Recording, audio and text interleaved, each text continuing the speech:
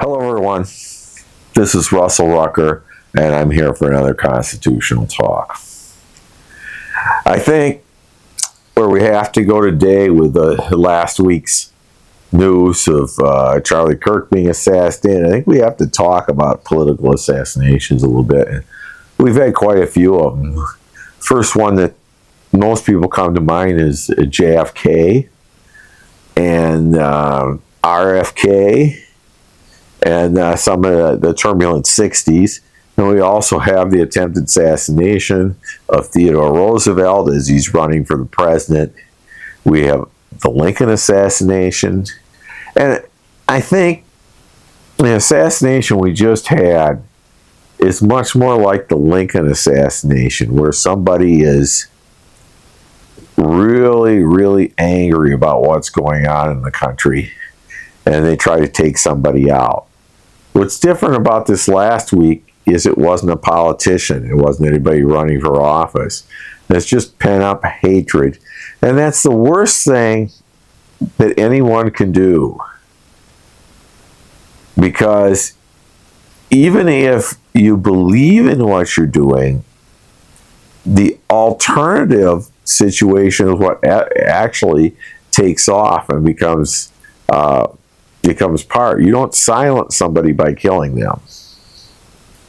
And I think what we have to do here in our own groups, in our own world, we have to really clamp down on extremism that's in our own ranks, whatever party you happen to be.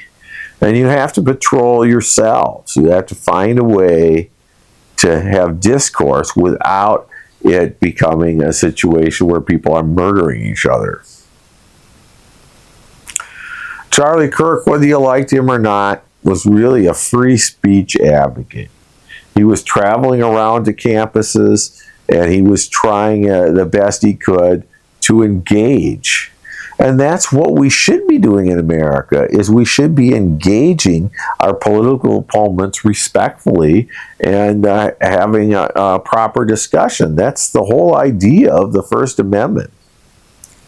Really, what happened this last week was an attack on the First Amendment.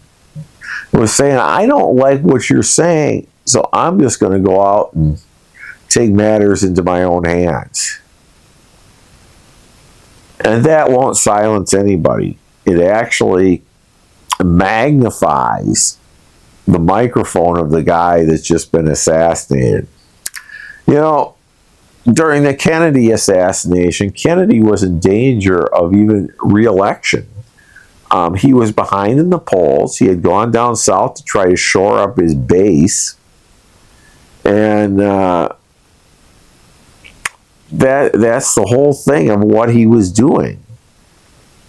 So he's behind in the polls. Goldwater has a real chance of winning, but you can't run against a dead president. You can't run against somebody that's been assassinated, because such an outpouring of support and grieving for the person that was attacked comes out. And that's really a natural ebb and flow of what occurs. The same thing happened in the Lincoln assassination. Booth thought that he would be conceived to be a hero for what he had done.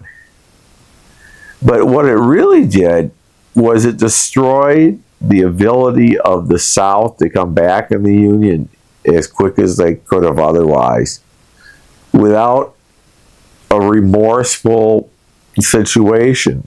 It became such a firestorm that there was no sympathy for the South anymore at all, because they had killed the president.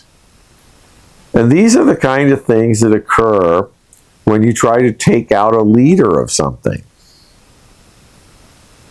It's just a really bad situation to be in.